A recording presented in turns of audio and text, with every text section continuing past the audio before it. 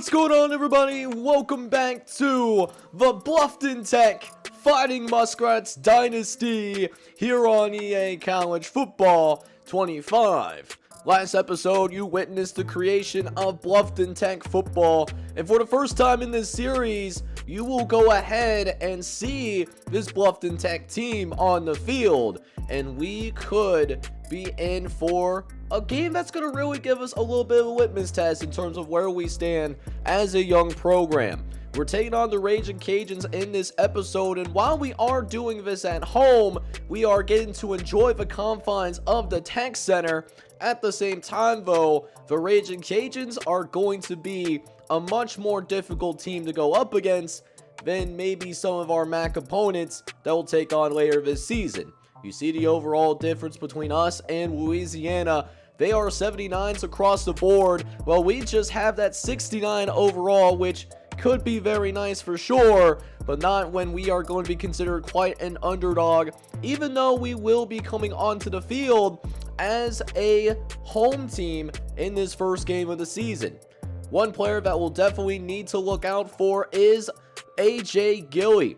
AJ Gilly is a left guard for the Raging Cajuns, one of the best players on their team, and he's elite in pass protection, so I imagine that it's going to be important for us to try to win at the line of scrimmage. If not, it's going to be a long day for us defensively, and it's going to be a little bit more of a shootout than what we originally anticipate.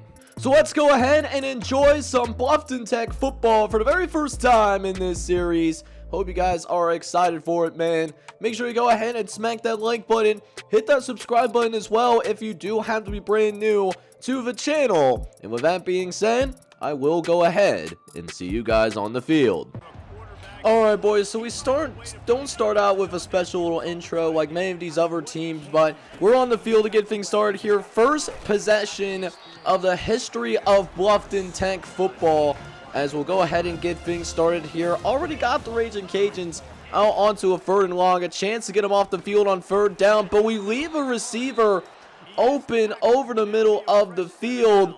That was Porter Lindstrom that eventually came up and made the tackle, but it was a little bit too late there, as the Raging Cajuns get a brand new set of downs, as there's Porter Lindstrom again making the play on the ball. But there's a penalty on the play, and they're going to call face mask against our star freshman safety. Something that we definitely have to be mindful about because we do have custom sliders. Those could be more prevalent in terms of the penalties. But on a 3rd and 15, though, we're able to shut it down, as that was the corner, Xavier Wilson, that's going to come in screaming off the edge and making a play on the quarterback there. Let's go, baby. Xavier Wilson, the junior corner, able to hold it down. Almost could have forced a fumble, but now our offense comes out onto the field for its first possession of the history of Bluffton Tech football, and it's not off to a great start here as well. Right away, we know what a big issue is going to be. It's going to be our offensive line. I think we're going to be okay with our skill guys, but on the line of scrimmage, we're going to have to get better. So because we have that holding, it's a 2nd and 17, but we got a fumble on the field trying to get it out to the tight end. He can't, well, he holds on to it, but he does not hold on to it as he gets tackled. So the fumble is recovered by the Raging Cajuns, and not how we wanted to start things out here as well, as Casey Osai, the senior linebacker, able to bring it down. That might have been one of the customs. I didn't get a good look at what his name is. We'll eventually recognize, hey, we're going to get better understanding of who these, players are moving forward. As there was Nate Berte that was there making the tackle. That's our freshman linebacker, as the Cajuns are quickly moving themselves down the length of the field. They already got themselves inside the 10-yard line. As now, 1st and goal coming up for the Raging Cajuns. Gonna try to run it up the middle with their tailback. It's got an open hole down the left-hand side, and it's gonna be an end zone. Touchdown, Louisiana. And the fumble that we had on our previous possession is going to bite us in the butt there, as we will give away a 7-0 lead after the freshman running back Elijah Davis pulls it into the end zone. So your Muskrats come out onto the field for their second possession of the day, as we'll drop back the pass here in the third quarter. Tight window and able to find a receiver over on that right-hand side. That was not going to be an easy throw to make, but Armstrong's going to try to go crazy. We had someone open over the middle, but DJ Armstrong simply did not have any time to get rid of that pass. So instead, it's going to be 3rd and 9. Not loving the look, but DJ Armstrong snaps it anyway. He wanted to try and scramble. He saw the blitz coming, and there was no spy on him, but Antoine Biles just came down on him like a heat-seeking missile. And that's already going to bring an end to the first quarter of action. We find ourselves down 7-0. Well, we've had some decent plays here or there. We haven't been able to get any consistency on that offensive side of the ball yet. However, in the second quarter, we'll get things started here in the second quarter of action. Down 7-0 already, as Fields has a little bit of time to throw. Wants to attack downfield, but that was Porter Winstrid in the area, able to break that particular pass up. Thought we could have gotten ourselves an interception there, but his hands were never that great, even dating back to high school. But now we got them on a 3rd and 9, and they dump it over the middle. Nobody was there, and again, there's Porter Winstrid on the tackle, but the Raging Cajuns do have a new set of downs to work through, as it's going to be 1st and 10 for the Raging Cajuns. Looks like a man's going to be moved into motion. It's going to be a fade check. It's a play action, but thankfully we got home. That's Tajay Coles that was able to lead that hit on the quarterback. And will face another 3rd down because of it. However, looking over the middle of the field, he's got a wide butt-naked open man. I mean, how you could have somebody that open is absolutely wild to me. Definitely was a miscommunication in our coverage. And now the Raging Cajuns are knocking on the doorsteps once again. A couple plays later, we see a 1st and goal coming to our doorstep. We'll see what the Cajuns call. Last time they went to Elijah Davis. This time it's going to be an RPO on the left-hand side. Another touchdown for Louisiana Lafayette and the Raging Cajuns. They will take a 14-0 lead here midway through the second quarter. The fans in the stands not too happy with how Bluffton Tech is starting out, as Terrence Carter, the sophomore tight end, is going to be able to get open on the RPO. We just simply didn't have the numbers on that side of the field.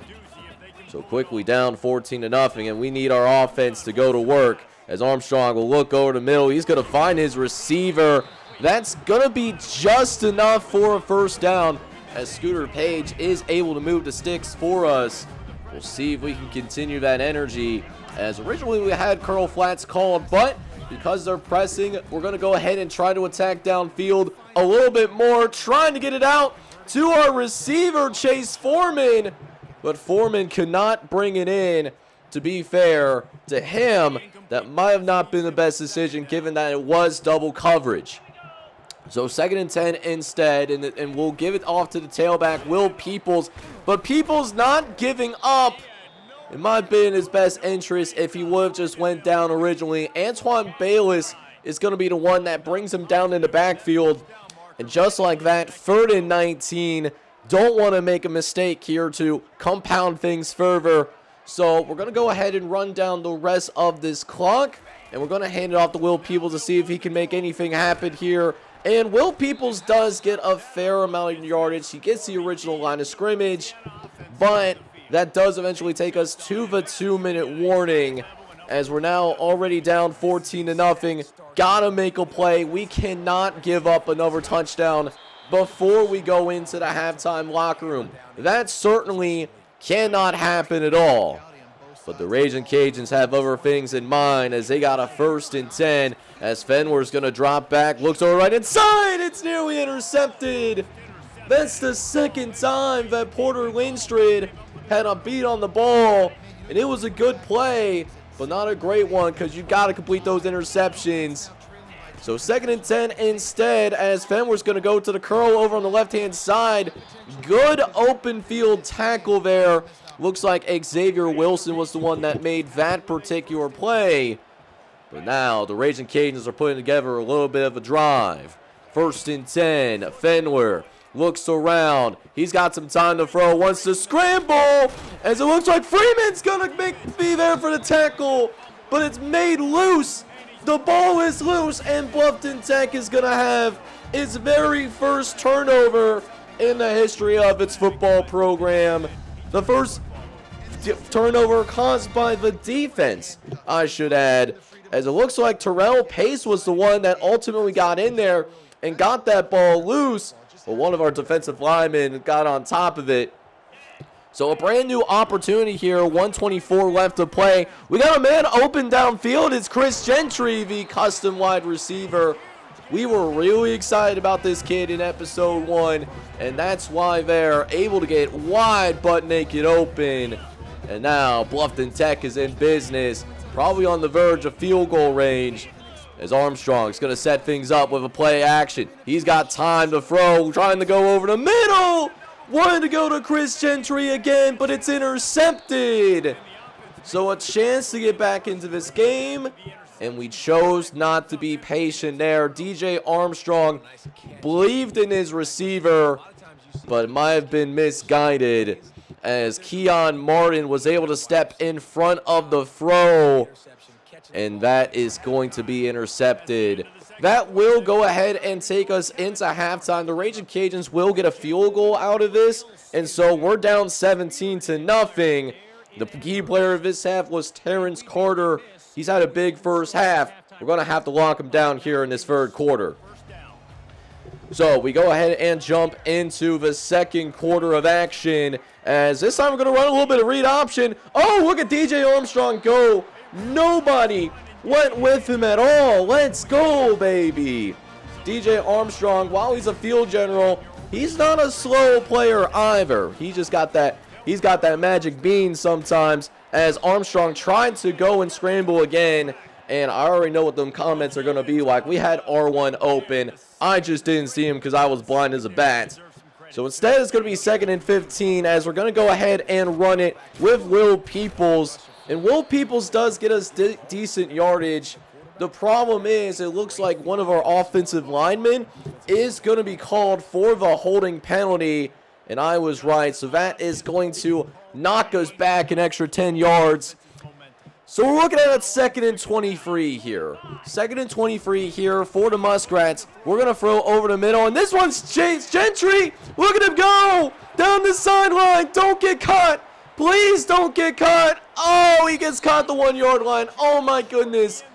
Oh, Chris Gentry had himself aimed. That's still a great play. That is still an extremely awesome play. One that we needed so badly, dude. It's going to be 1st and goal at the 1, as we're going to go for a play action. Nobody rolls out with DJ Armstrong, so he's going to run it into the end zone. Touchdown, Muskrats. And that being said, boys, that is going to be your first touchdown in Bluffton Tech football history. Bluffton Tech is going to score on a rollout from sophomore quarterback DJ Armstrong, and the sophomore is able to cut it to just a 10-point game.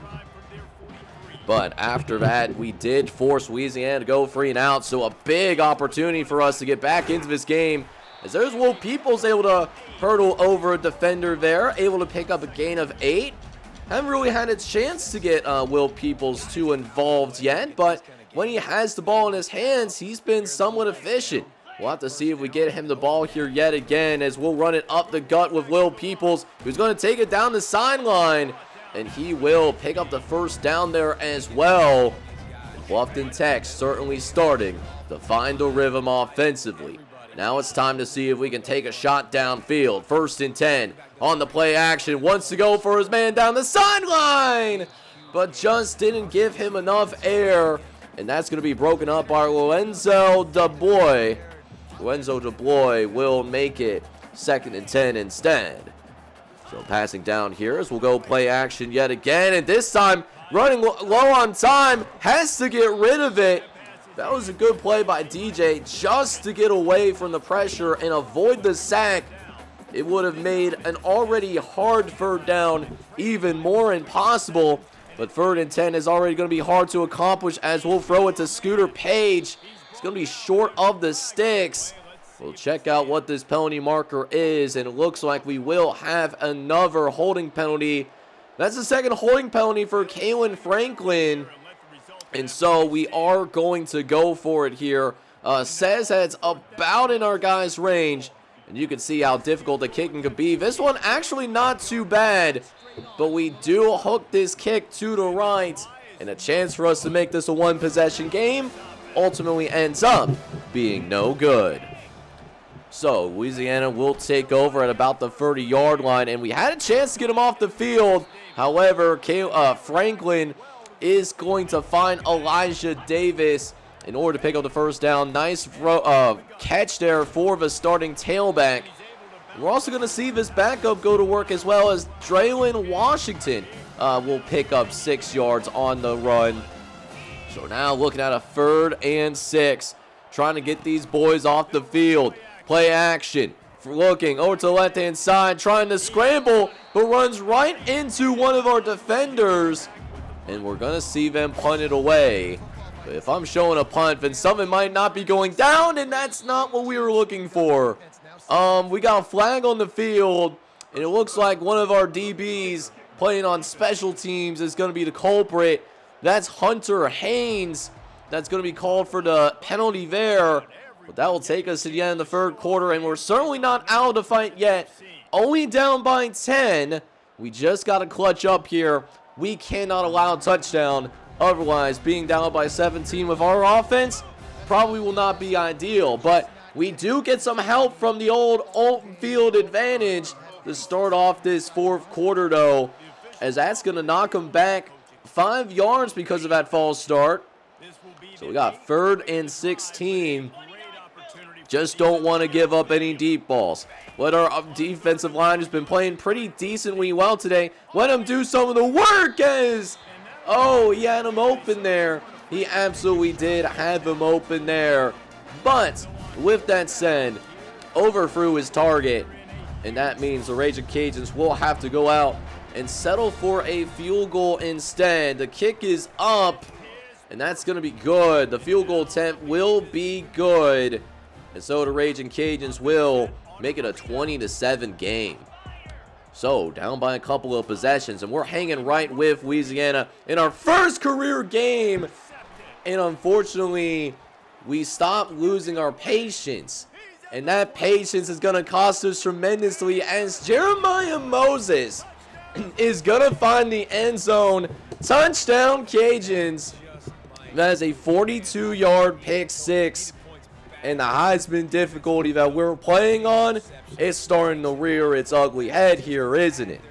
Tried to go one-on-one down the sideline. It did not work. And so instead, we're looking at the Raging Cajuns doing a 2-point conversion, which they're able to settle in on as well. So a 3-touchdown deficit that we're now going up against, which means effectively we're probably not going to be throwing the ball too much, or not throwing the ball. Probably not going to be running this ball too much, which is a shame because Will Peoples is our best offensive player. So this game script certainly doesn't favor him at all, as Armstrong's going to look over the left-hand side, and we threw that pass late. Playing so patiently and so calm offensively, but now the wheels are starting to break. We're really starting to unravel here in this fourth quarter of action. And it gets to a point here, we are really starting to enter a danger zone. Louisiana can really start pulling away if we allow another touchdown on this particular drive. So a big moment for our defense. Can this squad hold it down? Can our defense get a goal line stand for us here? 2nd and 4. Fenwer to the left-hand side, and it's caught for yet another touchdown. And the Raging Cajun route is starting here in our first game as a program. And it's looking rough out here, ladies and gentlemen. And it looks very clear that we might not be coming back from this one at all.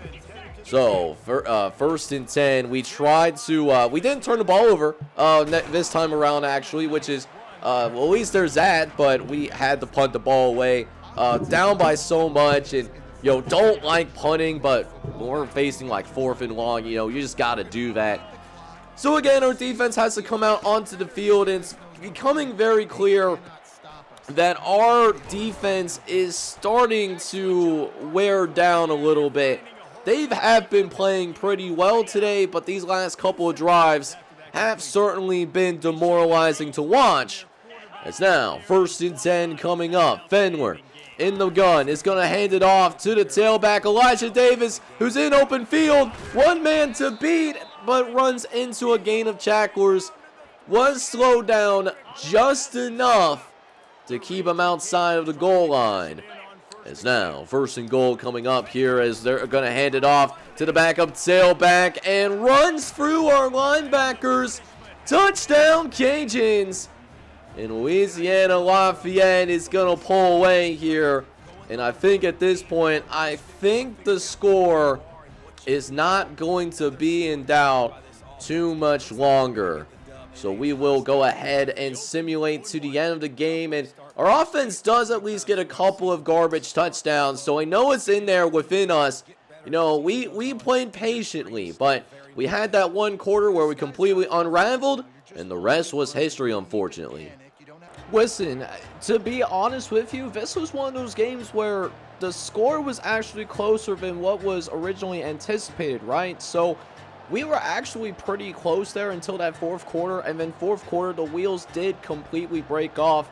We did have more yards of total offense, and we did have more yards per passing yards, but our big problem for us here today was that we had those turnovers in the 4th quarter. We also we really lost that time of possession battle as well, and we were very penalized on top of that too, or at least it felt like I was more penalized than the 5 penalties for 60 yards that we ended up having today. Now, DJ Armstrong did get his first start as a Fighting Muskrat, and he showed some good things. 291, did have 2 touchdown passes towards the end, but also threw those 3 interceptions. So we absolutely do need to clean that up going forward. Another thing that I also want to do is I want to get Will Peoples going a little bit more. He only had 7 carries today, and that was really a lot of game strip really having an effect on that. Because when he did have the ball in his hands, he was extremely effective, and I loved what I saw from Will Peoples. Just didn't get the ball in his hands simply enough. One bright spot that I was definitely happy about today, though, was Chris Gentry. The freshman playing in his first college game didn't look like a freshman. 2 catches for 109 yards. Yes, he did get caught from behind, which does suck, but at the same time, though, he's going to get that speed when we get him in the late room a little bit more. Javion Foreman, our junior receiver from Montana, did have a touchdown in this game. He had 6 catches for 96 yards. And then Demetrius Williamson in garbage time was also able to get a 60-yard touchdown as well. But a big problem that we had today was our offensive line. And frankly, our offensive line did not play very well at all. Allowing 5 sacks is simply not acceptable, and we have to block so much better, especially if we need time for our receivers to try and get open. Finally, I thought the defense played better than the 42 points that they gave up. Xavier Wilson did have 13 tackles, followed by Terrell Pace and Porter Winstead, the true freshman making his college debut. We did get 1 sack today from Xavier Wilson as well, and he's probably our player of the game on the defensive side of the football. And we did actually also get a forced fumble. It belongs to Terrell Pace, and it did end up being recovered by our junior defensive tackle, Deshaun Leaks. A lot that we still need to work on, but there are some things that I liked and some things that we still need to work on.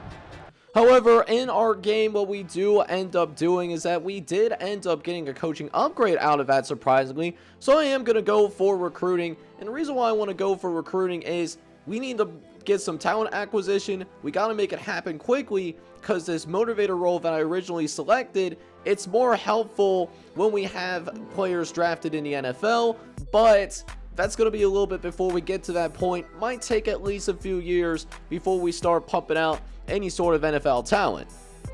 But in positive news, we were at least able to secure our very first recruit in the history of Bluffton Tech football.